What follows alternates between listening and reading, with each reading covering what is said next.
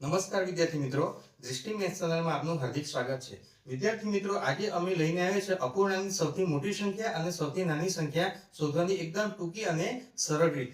વિદ્યાર્થી મિત્રો, આ પ્રકારના ક્વેશ્ચન્સ તમે કોમ્પિટિટિવ એક્ઝામમાં અવારનવાર જોયા હશે અને જૂની પદ્ધતિથી જોવા જઈએ તો સાદા ભાગાકારની રીતે ખૂબ જ ટાઈમ માંગી લે એવા છે।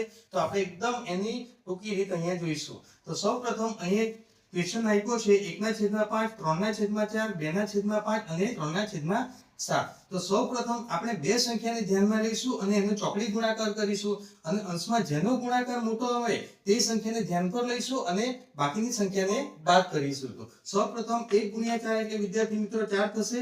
5 તારીખ કેટલા થશે? 15 થશે। અહીંયા 4 કરતા 15 મોટા છે એટલે આ સંખ્યાને આપણે કેન્સલ કરીશું। હવે આ અને આ સંખ્યાને ધ્યાન પર લઈશું તો 5 તારીખ કેટલા થશે વિદ્યાર્થી મિત્રો? 15 થશે। 4 × 2 કેટલા થશે? 8 થશે। તો અહીંયા 8 કરતા 15 મોટી સંખ્યા છે એટલે આ સંખ્યાને આપણે કેન્સલ કરીશું। હવે બચ્યું કોણ છે? 3/4 અને 3/7। તો 7 તારીખ કેટલા થશે વિદ્યાર્થી મિત્રો? 21 થશે અને 4 તારીખ કેટલા થશે વિદ્યાર્થી મિત્રો? 12 થશે। તો અહીંયા 12 કરતા 21 મોટી સંખ્યા છે એટલે આપણે અહીંયા કેન્સલ કરીશું। 3/7 ને કેન્સલ કરીશું તો સૌથી મોટી સંખ્યા આપણે જોઈ શકીએ છીએ 3/4। હવે આ જ મેથડ થી સૌથી નાની સંખ્યા શોધવાની રીત આપણે જોઈશું। તો આમાં વિદ્યાર્થી મિત્રો શું થશે કે બે સંખ્યાનો ગુણાકાર ચોકડી ગુણાકાર કરીશું તો અંશમાં જે સંખ્યા નાની આવશે તેને આપણે ધ્યાન પર લઈશું અને બાકીની સંખ્યાને આપણે કેન્સલ કરીશું। તો સાદું કેટલા થશે વિદ્યાર્થી મિત્રો? 14 થશે। 3 તારીખ કેટલા થશે? 9 થશે। તો અહીંયા મિત્રો 9 કરતા 14 મોટી સંખ્યા છે એટલે આ સંખ્યાને આપણે કેન્સલ કરીશું। હવે 3/7 અને 5/7 ને ધ્યાન પર લઈશું। 7 તારીખ કેટલા થશે વિદ્યાર્થી મિત્રો? 21 થશે। 7/5 કેટલા થશે વિદ્યાર્થી મિત્રો? 35 થશે।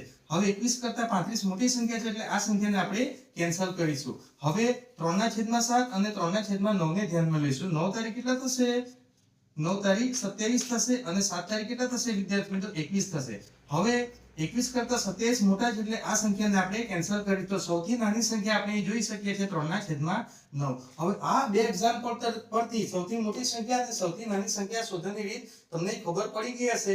તો હવે વિદ્યાર્થી મિત્રો, હવે હોમવર્કમાં તમને આ ક્વેશ્ચન્સ આપું છું તેમાં સૌથી મોટી સંખ્યા અને સૌથી નાની સંખ્યાનો તમારે જવાબ કોમેન્ટ બોક્સમાં જણાવવાનો રહેશે। અમારી ચેનલને વધુમાં વધુ લાઈક અને સબસ્ક્રાઇબ કરો જેથી વધુમાં વધુ વિદ્યાર્થીઓને લાભ મળે। આજનો વિડિયો આટલો।